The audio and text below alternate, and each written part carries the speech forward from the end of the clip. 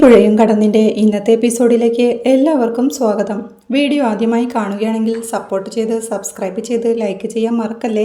വിനീത് വീണ്ടും അമ്മയുടെ അരികിൽ ചെന്ന് വിവാഹത്തിനു വേണ്ടി അമ്മയെ സമ്മതിപ്പിക്കാനായി ശ്രമിക്കുന്നുണ്ട്. ഞാൻ എത്തിയില്ലെങ്കിൽ ഗംഗയുടെ കല്യാണം മൂന്നാമത്തെ വട്ടവും മുടങ്ങും അമ്മേ, അമ്മയവളുടെ ജീവിതം നശിച്ചു പോകും അമ്മ എന്ന് വിനീത് പറയേ. എല്ലാം കേട്ടിരിക്കുകയായിരുന്ന ഗീതച്ചിയും ദേഷ്യത്തോടെ എഴുന്നേറ്റ് ഗംഗ ഗംഗ ഗംഗ. കണ്ടില്ലേ അമ്മേ, ഇത്രയൊക്കെ പറഞ്ഞിട്ടും അവൻ ഇപ്പോഴും ഗംഗയുടെ ജീവിതമാ പ്രധാനം. ഗംഗയുടെ കല്യാണം, ഗംഗയുടെ ജീവിതം, ഗംഗയുടെ 16 അടിയന്തരം, നമ്മളൊന്നും അവൻ ആരുമല്ല പിന്നെ എന്ന് ഗംഗ പറഞ്ഞു തുടങ്ങുമ്പോഴേക്കും അമ്മ കൈ ഉയർത്തി അവളെ തടഞ്ഞ് എഴുന്നേറ്റ് വിനീതിനോടായി നിനക്കിപ്പോ എന്താ വേണ്ടത്, കല്യാണത്തിന് പോണമല്ലേ എന്ന് ചോദിക്കുന്നത് കേൾക്കെ ഗംഗയും അമ്പരപ്പോടെ അമ്മ എന്ന് വിളിക്കുന്നുണ്ട്. അത് കേൾക്കെ സുജാതയും അവളോടായി എന്താടി, ഞാൻ അനുവദിച്ചില്ലെങ്കിലും അവൻ കല്യാണത്തിന് പോവില്ലേ, ഇപ്പോഴല്ലെങ്കിൽ മറ്റൊരിക്കൽ, അതുമല്ലെങ്കിൽ അവൻ പറഞ്ഞ പോലെ രജിസ്റ്റർ വിവാഹം ചെയ്തൂടെ എന്നമ്മ ചോദിക്കേ. എന്ന് കരുതി എന്ന് ഗീതയും. തൽക്കാലം നീ ഇതിൽ ഇടപെടണ്ടെന്ന് അവളോടായി പറഞ്ഞ് വിനീതിനോടായി മുഹൂർത്തം കഴിഞ്ഞൊന്ന് പേടിക്കണ്ട, എന്തായാലും സമയം ഇത്രയും ആയില്ലേ, നീ എനിക്ക് 1 മിനിറ്റ് കൂടി താ, ഞാൻ ഇപ്പൊ വരാമെന്ന് പറഞ്ഞ് സുജാത അകത്തേക്ക് പോവുകയാണ്. അവിടെ അമ്പലത്തിൽ ഭഗവാന് മുന്നിൽ കൈകൂപ്പി കണ്ണീരോടെ പ്രാർത്ഥിക്കുക ശാരദ. ഭഗവാനെ, ഈ കല്യാണത്തിന് തടസ്സങ്ങളൊന്നും ഉണ്ടാവില്ലേ, ഇനി ഒരിക്കൽ കൂടി ഗംഗയുടെ കല്യാണം മുടങ്ങിയ പിന്നെ ഞങ്ങൾ ജീവിച്ചിരിക്കുന്നതിൽ അർത്ഥമില്ല, എങ്ങനെയെങ്കിലും എന്റെ ഗംഗമ്മളുടെ കല്യാണം ഒന്ന് നടത്തി തരണേ, നീയേ ഉള്ളൂ ഞങ്ങൾക്ക് തുണ എന്ന് പറഞ്ഞ് കൈകൂപ്പി മനസ്സുനേറി പ്രാർത്ഥിക്കുക സുജാത.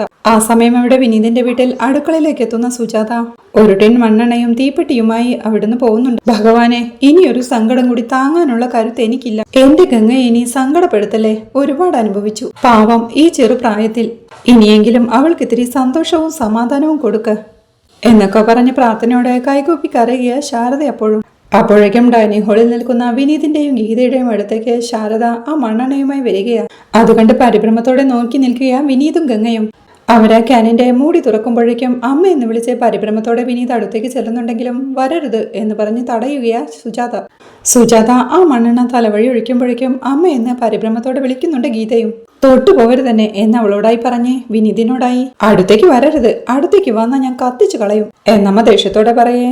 സങ്കടത്തോടെ അമ്മയെന്ന് വിളിക്കുന്നുണ്ട് വിനീത്. വിളിക്കരുത് നീ എന്നെ അങ്ങനെ, നിനക്കെന്നെ വേണ്ടല്ലോ, ഞാൻ ജീവിച്ചാൽ എന്താ ചത്താലെന്താ, ഗംഗയല്ലേ നിനക്ക് പ്രധാനം, ഞാൻ ചാവാടാ, ചത്തു തരാം, ചാവാം, നിന്നെപ്പോലൊരു മകനെ പ്രസവിച്ചതിന്റെ കൂലിയായി ഞാൻ വെന്തുരുകുന്നത് നീ കാണണം, ജീവനോടെ വെന്തുരുകുന്നതിലും ഭേദമല്ലേടാ, നീ കൈയും വീശി പോകണ്ട കല്യാണത്തിന്, സമ്മാനമായി ഗംഗയുടെ കാൽക്കീഴിലേക്ക് വെന്തു വെണ്ണീറായ എന്റെ ഈ ശവം കൊണ്ടുപോയി കൊടുക്ക്, എന്നിട്ട് രണ്ടുപേരും സുഖമായി കല്യാണം കഴിച്ച് ജീവിക്കേ, സുഖമായിട്ട് ജീവിക്കടാ, സമാധാനമായിട്ട് ജീവിക്കെന്ന് പറഞ്ഞ് സുജാത പൊട്ടിക്കരയുക. വിനീതും ആകെ സങ്കടത്തോടെ പ്ലീസ് അമ്മ എന്നെ ഒന്ന് മനസ്സിലാക്ക്, അമ്മ ഇത് ഗംഗയ്ക്കോ എനിക്കോ വേണ്ടിയല്ല, അമ്മ അരവിന്ദൻ അമ്മാവനെ ഒന്ന് ഓർമ്മിക്ക്, എന്തെല്ലാം സഹായങ്ങൾ അമ്മ അരവിന്ദൻ അമ്മാവൻ ചെയ്തു തന്നിട്ടുള്ളത്, അച്ഛൻ മരിച്ചു പോയിട്ടും നമുക്ക് ഇതുപോലെയൊക്കെ ജീവിക്കാൻ പറ്റിയതും ഗീതച്ചിയുടെ കല്യാണം ഭംഗിയായി നടത്തിയതും എനിക്ക് ആ തയ്യൽ കട ഇട്ടു തന്നതും അരവിന്ദൻ അമ്മാവനല്ലേ അമ്മേ, നമ്മുടെ ജീവിതം തന്നെ അരവിന്ദൻ അമ്മാവനോടുള്ള കടപ്പാടല്ലേ, ആ അരവിന്ദൻ അമ്മാവന്റെ ജീവിതം നശിക്കുന്നത് ഞാൻ എങ്ങനെയാ അമ്മയെ കണ്ടോണ്ട് നിൽക്കുന്നത് എന്നവൻ വിഷമത്തോടെ ചോദിക്കെ. അവന്റെ ഒരു കുരവിന്ദൻ അമ്മാവൻ പെറ്റ തള്ള ദേഹം മുഴുവൻ മണ്ണെണ്ണയൊഴിച്ച് തീ കൊളുത്താൻ നിൽക്കുക, അവന്റെ വേദന മുഴുവൻ ആരെ ഓർത്താന്ന് കണ്ടില്ലേ അമ്മേ എന്ന് ഗീത വീണ്ടും ചോദിക്കുന്നുണ്ട്. ഇവന് നമ്മളെ ഒന്നും വേണ്ടടി, പിന്നെ എന്തിനടി കെട്ടിയും പോലും ഇല്ലാതെ ഞാൻ ജീവിക്കുന്നത്, ഞാൻ ചത്തേക്കാം, ചത്തു കൊടുത്തേക്കാമെന്ന് പറഞ്ഞ് സുജാത വീണ്ടും ആ മണ്ണെണ്ണ തലവഴി ഒഴിക്കാൻ തുടങ്ങുകയാ.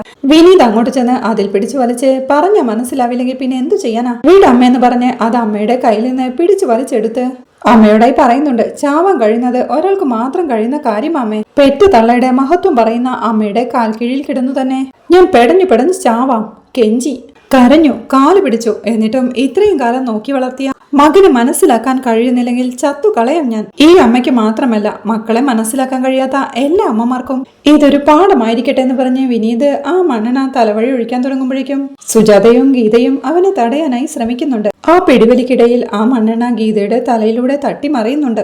അത് കണ്ട് സുജാതയും അവന്റെ അരികിലേക്ക് ചെന്ന് എടാ, ഗംഗയോടുള്ള പ്രേമം മൂത്ത് ഭ്രാന്തായോ നിനക്ക്, ഇതിനെ കൂടി കൊന്നിട്ട് വേണോ നിനക്ക് സന്തോഷമായി ജീവിക്കാൻ, ഒരു കുഞ്ഞുള്ളത് അവൾക്ക്, അവളുടെ ജീവൻ എടുക്കണ്ടടാ, ഞാൻ ചത്തു തന്നേക്കാമെന്ന് പറഞ്ഞ് സുജാത നിലവിളിക്കേ.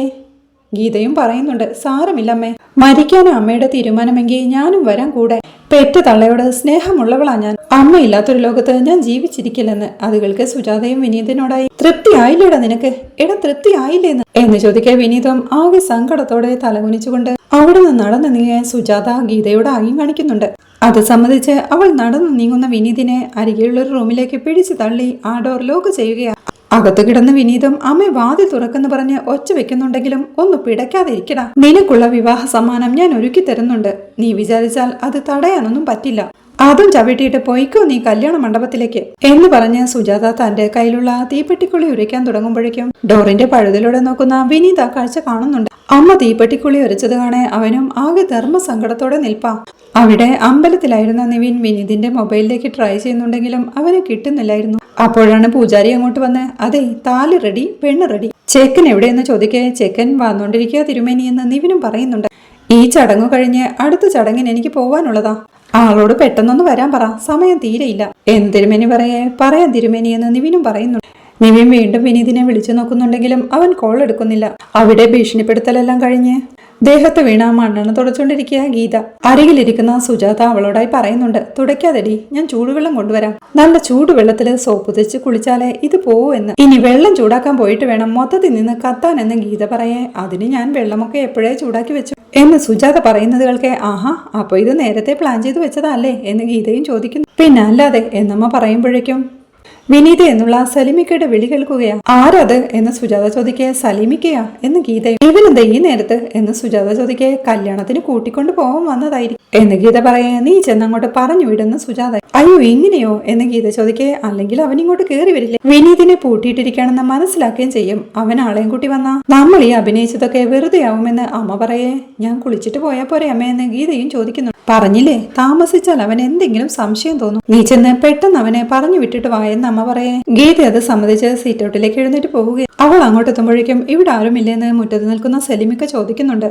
എന്താ സലിമിക്കെന്ന് ഗീത ചോദിക്കേ. വിനീതില്ലേ എന്ന് സലിമിക്ക. ഇല്ലല്ലോ, അവൻ രാവിലെ തന്നെ കടയിലേക്ക് പോയല്ലോ എന്നവൾ പറയേ. കടയിലോ? അവിടുന്നല്ലേ ഞാൻ വരുന്നത്. സാധാരണ ഞാനാ കടയിലെ താക്കോൽ കയ്യിൽ വെക്കുന്നത്, ഇത്തവണ അത് വിനീതിന്റെ കയ്യിലായിരുന്നു. ചെന്നപ്പോ കട പൂട്ടിക്കിടക്കുന്നു എന്ന് സലീമിക്ക പറയേ. അവൻ ചായ കുടിക്കാനോ മറ്റോ പോയതായിരിക്കുമെന്ന് ഗീതയും പറയുന്നുണ്ട്. മൊബൈൽ വിളിച്ചിട്ട് കിട്ടുന്നില്ലെന്ന് സലീമിക്ക പറയേ. എനിക്കറിയില്ല, ഇങ്ങോട്ട് വന്നിട്ടില്ല. സലീമിക്ക അവിടെ തന്നെ പോയെന്ന് അന്വേഷിച്ചു നോക്ക് എന്ന് ഗീത പറയേ. അവളെ കണ്ട് മോള് കുളിക്കായിരുന്നു. അല്ല, ഇത്ര ധൃതിപ്പെട്ട് ഇറങ്ങി വരേണ്ടിയിരുന്നില്ലല്ലോ. തലയൊക്കെ നല്ലോണം തോർത്തണം കേട്ടോ, അല്ലെങ്കിൽ പനി പിടിക്കും എന്ന് സലിമിക്ക പറയുമ്പോഴാണ് അമ്മേ വാതിൽ തുറക്കമ്മേ. വാതിൽ തുറക്കാനാ പറഞ്ഞതെന്ന് വിനീത് ഡോറിൽ മുട്ടി വിളിക്കുന്ന ശബ്ദം കേൾക്കുന്നു. മണ്ണെണ്ണയുടെ സ്മെല്ല് കേൾക്കുന്നുണ്ടല്ലോ എന്ന് സലിമിക്ക മണം പിടിച്ചുകൊണ്ട് പറയേ. എല്ലായിടത്തും പാമ്പിന്റെ ശല്യമല്ലേ, പഴയ വീടായതുകൊണ്ട് പാമ്പൊക്കെ കയറും, അതുകൊണ്ട് ചുറ്റും ഒഴിച്ചതാ എന്ന് ഗീത ഒരുവിധം പറഞ്ഞൊപ്പിക്കേ. അത് നല്ലതാ, പക്ഷേ വെറുതെ പാഴാക്കി കളയല്ലേ, മണ്ണെണ്ണയ്ക്ക് നല്ല വിലയാ, കിട്ടാനുമില്ല എന്ന് സലിമിക്ക പറയേ. ശരി സലിമിക്ക പോയിക്കോട്ടെ എന്ന് പറഞ്ഞ് ഗീത അകത്തേക്ക് കയറി പോവുകയാ. സലിമിക്കയും സംശയത്തോടെ ഒരു നിമിഷം നിന്ന് തന്റെ മൊബൈൽ എടുത്ത് ബേബി ചേട്ടനെ വിളിക്കുന്നുണ്ട്. എടാ എന്തായടാ, വിനീത് അവിടെ എത്തിയോ എന്ന് ബേബി ചേട്ടൻ ചോദിക്കേ. എത്തി ബേബി ചേട്ടാ, പക്ഷേ സംഗതി കുറച്ച് പ്രശ്നത്തിലാ എന്ന് സലിമിക്ക പറയേ. എന്ത് പ്രശ്നം എന്ന് അമ്പരപ്പോടെ ബേബി ചേട്ടൻ. വിനീത് ഇവിടെ തന്നെയുണ്ട്, അങ്ങോട്ട് പോന്നിട്ടില്ല എന്ന് പറഞ്ഞ് കാര്യങ്ങളെല്ലാം വിശദമായി പറയുന്നുണ്ട് ബേബി ചേട്ടനോട്. അവിടെ അമ്പലത്തിലെ ആൽത്തറ ചുവട്ടിൽ സങ്കടത്തോടെ കരഞ്ഞിരിക്കുക ഗംഗ. അരികെ തന്നെ ഇരിക്കുന്ന കാവേരി അവളെ ആശ്വസിപ്പിക്കാനായി ശ്രമിക്കുകയാ. ഗംഗച്ചി ടെൻഷൻ ആവണ്ട, വിനീതേട്ടൻ ഇപ്പൊ വരും എന്നവൾ പറയേ. എനിക്കോ ടെൻഷനോ? നടന്നുകൊണ്ടിരിക്കുന്നതെല്ലാം ഒരു സിനിമയെന്ന പോലെ കണ്ടുകൊണ്ടിരിക്കുകയല്ലേ ഞാൻ അഭിനയിക്കുന്ന സിനിമ അതേസമയം തന്നെ ഒരു കാണിയായി കാണുന്നത് പോലെ. കഥ മുഴുവൻ എനിക്കറിയാം, ക്ലൈമാക്സും. പിന്നെ എന്തിനാ ടെൻഷൻ എന്ന് ഗംഗ പറയേ. എന്താ ഗംഗേച്ചി എന്ന് കാവേരിയും ചോദിക്കുന്നു. ഇത്രയും പേരെ ഒരുക്കിക്കെട്ടി ഇവിടെ കൊണ്ടുവന്നതിൽ മാത്രമേ വിഷമമുള്ളൂ. ഗംഗയുടെ നിശ്ചയം കല്യാണം എന്നൊക്കെ പറഞ്ഞ് ഇനി അവർ ചിരിക്കും എന്ന് ഗംഗ ടെൻഷനോടെ പറയേ. ഇന്നിവിടെ കല്യാണം നടക്കുമല്ലോ എന്ന് കാവേരിയും ആശ്വസിപ്പിക്കുന്നുണ്ട്. നടക്കണമെന്ന ആഗ്രഹം എനിക്ക് വേണ്ടിയല്ല, നിങ്ങൾ 3 അനിയത്തിമാർക്ക് വേണ്ടി. ചേച്ചിയുടെ കല്യാണം 3 തവണ മുടങ്ങിയെന്ന് പറഞ്ഞ് നമ്മുടെ കുടുംബത്തിന് അതൊരു ദുഷ്പേരാവരുത്.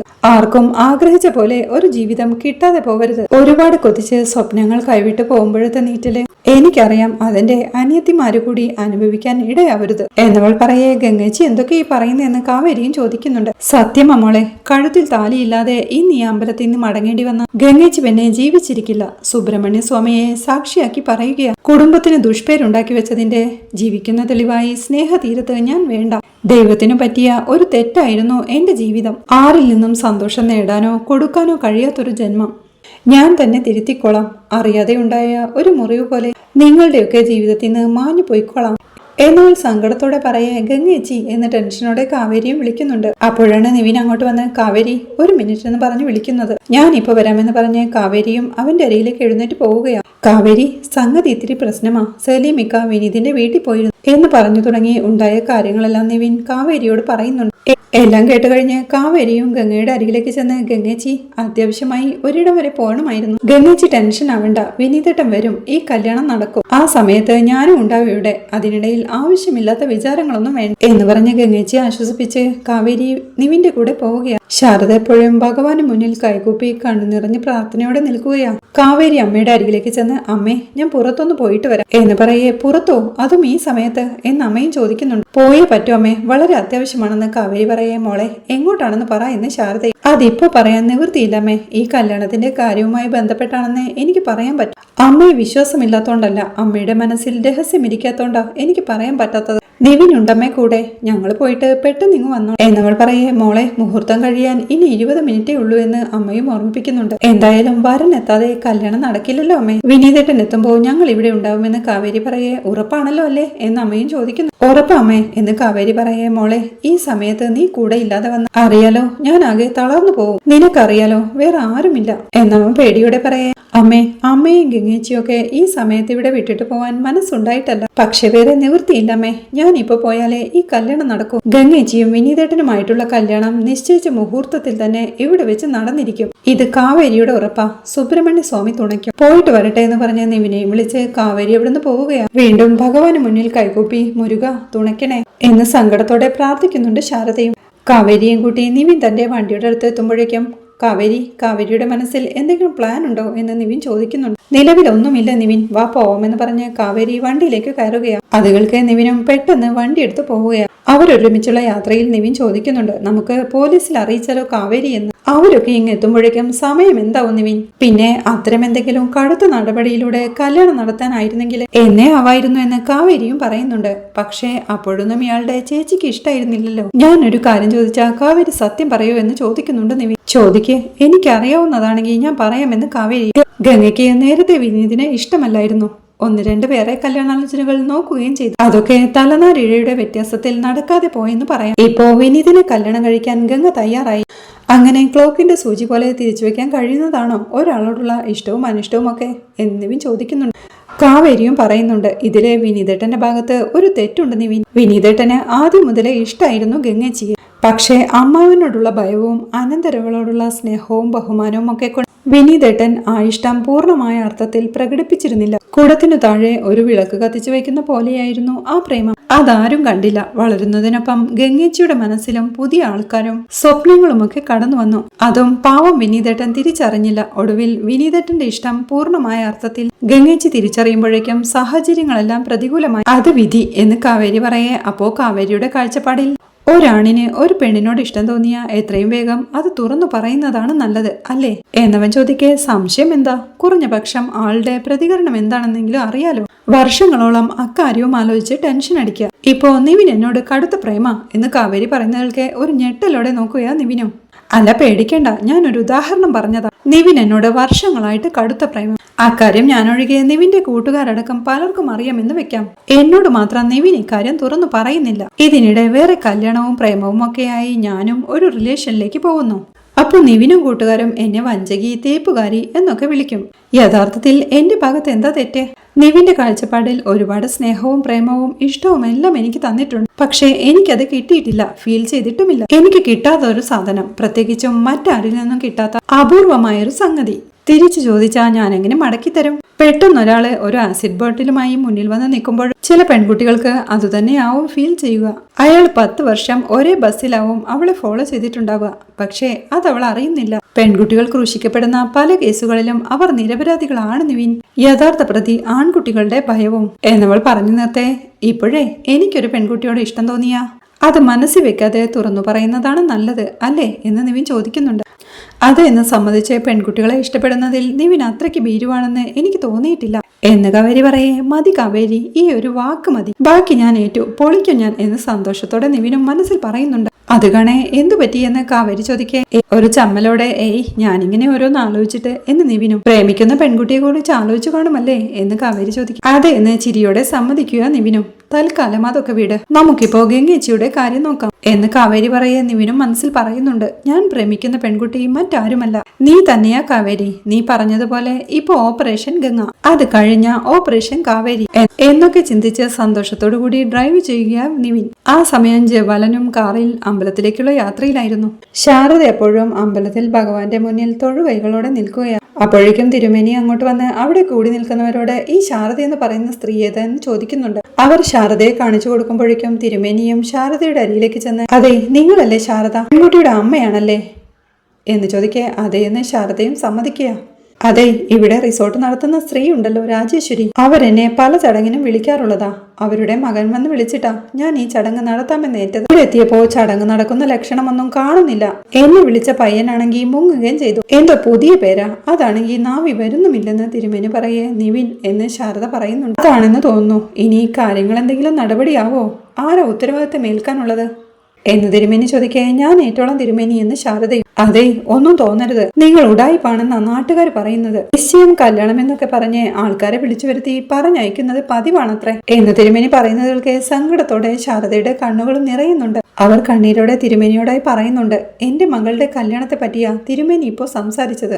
അത് കേൾക്കെ അയാളും ഒന്നും തോന്നരുതെന്ന് ആദ്യമേ പറഞ്ഞല്ലോ. ദൈവപൂജയാണെങ്കിലും ഇതിന്റെ തൊഴിലാ, അഷ്ടിക്ക് വക കണ്ടെത്തണ്ടേ. ഇതൊക്കെ കൊണ്ടാ വീട്ടിലെ അടുപ്പ് പുകയുന്നത്. അതുകൊണ്ടാ ചടങ്ങ് നടക്കുകയില്ലെന്ന് തുറന്നു ചോദിക്കുന്നത്. ഇല്ലെങ്കിൽ എനിക്ക് അടുത്ത ചടങ്ങിന് പോണമെന്ന് തിരുമേനി പറയേ എന്റെ മകൾക്ക് ഇന്നത്തെ കല്യാണം നടക്കും തിരുമേനി. സുബ്രഹ്മണ്യ സ്വാമി ഇത് നടത്തി തരുമെന്ന് ശാരദ പറയേ നിങ്ങളുടെ കുട്ടിയുടെ അമ്മയല്ലേ, വിവാഹം നടക്കണമെന്നുണ്ടെങ്കിൽ നിങ്ങളിവിടെ കരഞ്ഞു കൈകൂപ്പി നിൽക്കാതെ നേരത്തും കാലത്തും വലതും ചെയ്യാൻ നോക്ക്. സുബ്രഹ്മണ്യ സ്വാമി നേരിട്ട് വന്ന് കല്യാണം നടത്തുന്നത് ഞാൻ ഇതുവരെ കണ്ടിട്ടില്ല. ഇതേ കലിയുഗമാണെന്ന് ഓർമ്മിപ്പിച്ച് തിരുമേനിയോടൊന്ന് പോവുകയാണ്. വീണ്ടും ഭഗവാന് മുന്നിൽ കണ്ണീരോടെ കൈകൂപ്പി ഭഗവാനെ കാക്കണേ എന്ന് പ്രാർത്ഥിക്കുന്നുണ്ട് ശാരദ. അപ്പോഴേക്കും ജയപാലനും അമ്പലത്തിലേക്ക് എത്തുകയാ.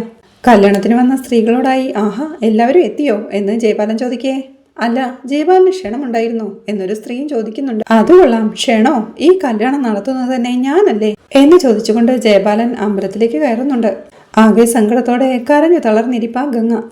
അരികെ തന്നെ നിളയും യമുനയും ഇരിപ്പുണ്ട്. അസ്വസ്ഥതയോടെ അങ്ങോട്ടും ഇങ്ങോട്ടും നടക്കുകയാ രാധമ്മ. ഇടയ്ക്ക് പറയുന്നുണ്ട്, ഈ കല്യാണം എന്നൊക്കെ പറയുന്നത് തനിയെ നടക്കുന്ന കാര്യമാണോ? അത് നടത്താനും മുന്നിൽ നിൽക്കാനും ഒക്കെ ആൾക്കാർ വേണം. ഇവിടെ അങ്ങനെ ആരെങ്കിലും ഉണ്ടോ?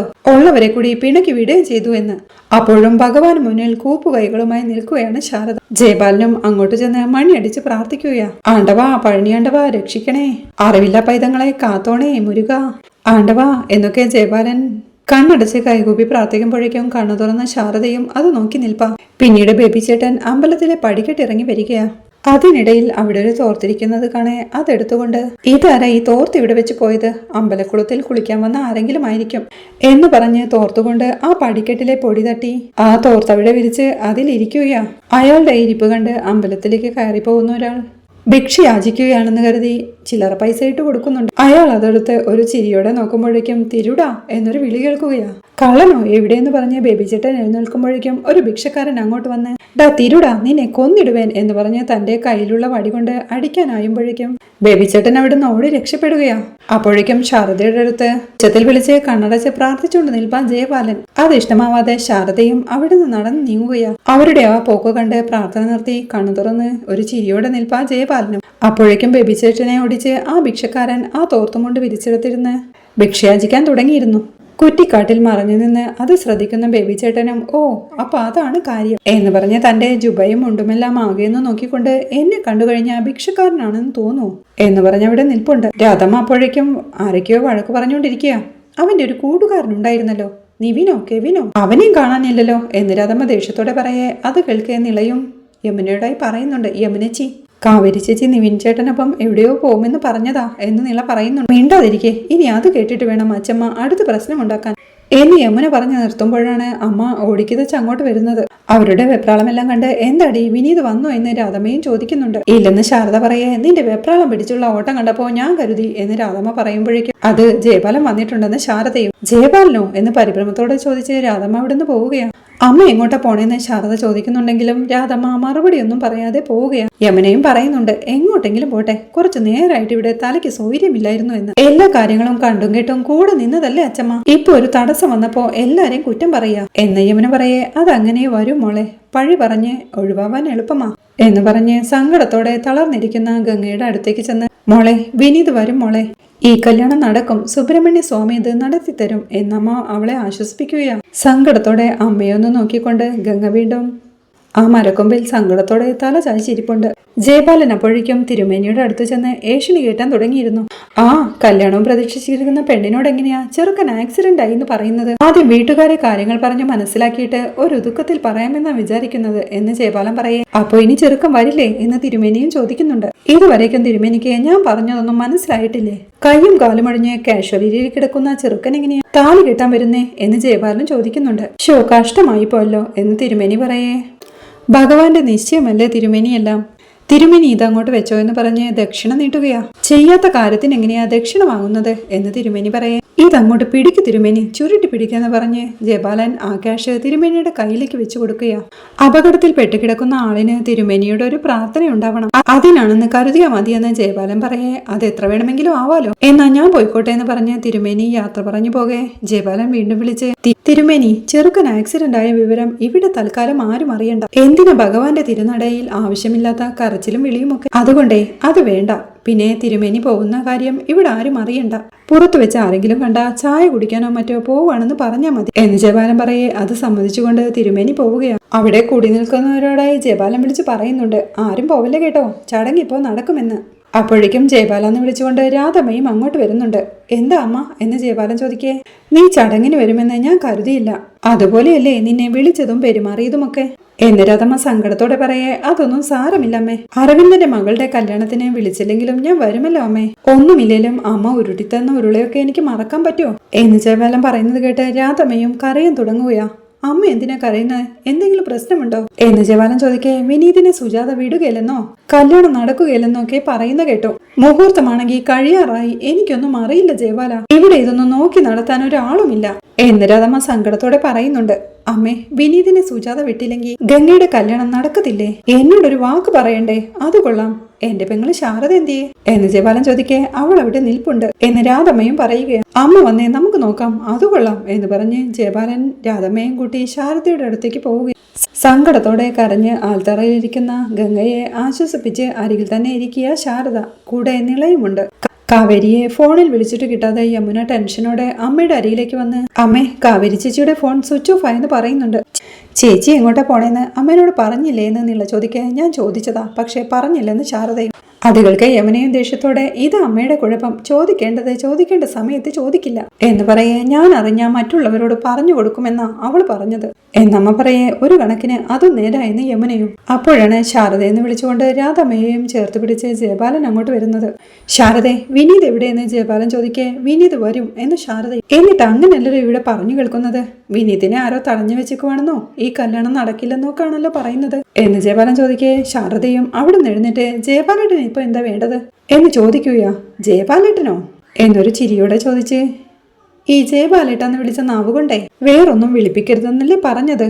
അത് പറഞ്ഞപ്പോഴേ ഞാൻ എന്റെ മനസ്സിന്നേ ഈ സ്ഥാനം അങ്ങ് വെട്ടി. അതുകൊണ്ടേ ഇനി ആ വിളി വേണ്ട. കല്യാണത്തിന് വിളിച്ചു വന്ന ആ നാട്ടുകാരനായിട്ടാ ഞാൻ ഇപ്പൊ ഇവിടെ നിൽക്കുന്നത്. നിശ്ചയം കല്യാണം എന്നൊക്കെ പറഞ്ഞ് നിങ്ങളിങ്ങനെ ആളുകളെ വിളിക്കുന്നത് ഒരു പതിവാക്കിയോ? അല്ല, ഇതിപ്പോ എത്രാമത്തെ തവണയാ ഈ പെങ്കുച്ചിന്റെ കല്യാണമെന്നും പറഞ്ഞ് വിളിച്ചു വരുത്തിയിട്ടേ ഒരില ചോറ് തരാതെ പറഞ്ഞയക്കുന്നത്. നിങ്ങള് ഒരില ചോറ് തന്നാ ഞങ്ങളങ്ങ് ഉണ്ടുപോകുമെന്നല്ല പറഞ്ഞത്. ഒരു പെൺകൊച്ചിന്റെ ജീവിതമാണല്ലോ, ഭാവിയാണല്ലോ എന്നൊക്കെ പറഞ്ഞ് ഞങ്ങൾ ഓരോ കാര്യങ്ങളും മാറ്റിവെച്ചിട്ടാ ഇങ്ങോട്ട് വന്നേക്കുന്നത്. അപ്പോ നിങ്ങൾ ഞങ്ങളെ പരിഹസിക്കുകയാ? എന്തേ മറുപടി ഇല്ലേ നിനക്ക് എന്ന് ജയപാലൻ ചോദിക്കുന്നത് കേൾക്കേ കൂടി നിൽക്കുന്നവരും പരസ്പരം പിറുപിറുക്കുന്നുണ്ട്. അപ്പോഴാണ് ബേബി ചേട്ടൻ അങ്ങോട്ട് വരുന്നത്.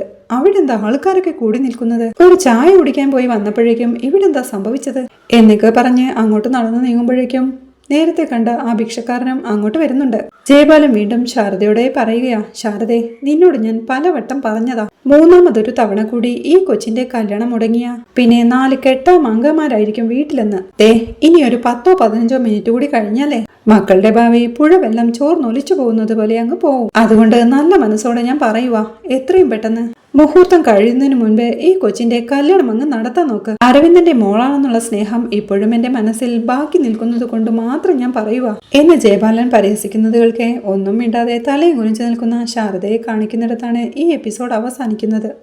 ജയപാലൻ അങ്കിളിന്റെ പരിഹാസങ്ങളെല്ലാം കേട്ട് ആ ബഹളത്തിനിടയിൽ ഗംഗ തനിയെ ആത്മഹത്യ ചെയ്യാനായി ഇറങ്ങിത്തിരിക്കുന്നതും വിനീതിന്റെ അടച്ചിട്ട റൂമിന്റെ ഓടിളക്കി കാവേരിയും നിവിനും അകത്തു കയറി വിനീതിനെ രക്ഷപ്പെടുത്താൻ നോക്കുന്നതും അവരോടൊപ്പം വരാൻ തനിക്ക് കഴിയില്ലെന്ന് വിനീത് പറയുന്നതുമെല്ലാമാണ് നാളത്തെ എപ്പിസോഡിലെ വിശേഷങ്ങൾ.